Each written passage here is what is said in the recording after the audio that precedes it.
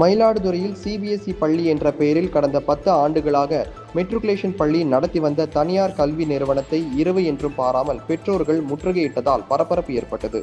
மயிலாடுதுறையில் அழகு ஜோதி என்ற பெயரில் தனியார் மெட்ரிகுலேஷன் பள்ளி ஒன்று செயல்பட்டு வருகின்றது. அதன் கிளையாக கருவாளக்கரை பகுதியில் ஒரு பள்ளி கடந்த 10 ஆண்டுகளாக செயல்பட்டு வருகின்றது.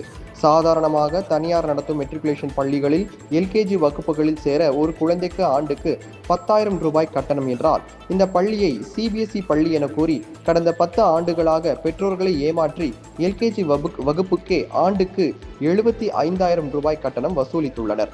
மேலும் 10 மற்றும் 12ஆம் வகுப்பு படிக்கும் மாணவர்களிடம் ஆண்டுக்கு 1,75,000 ரூபாய் வரை கட்டணம் வசூலிக்கப்பட்டுள்ளது. இந்நிலையில் இந்த பள்ளி சிபிஎஸ்இ பள்ளி இல்லை என தெரிய வந்ததை அடுத்து நேற்று இரவு பெற்றோர்கள் முற்றுகையிட்டனர்.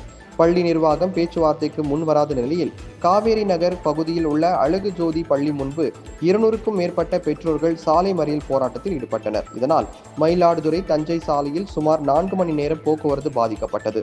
தகவல் அறிந்து வந்த போலீசார் பெற்றோர்களை சமாதானப்படுத்தி பள்ளி நிர்வாகத்தின் மீது புகார் கொடுத்தால் சட்டப்படி நடவடிக்கை எடுக்கப்படும் என்று தெரிவித்தனர். இதையடுத்து மறியல் போராட்டம் விலக்கிக் கொள்ளப்பட்டது.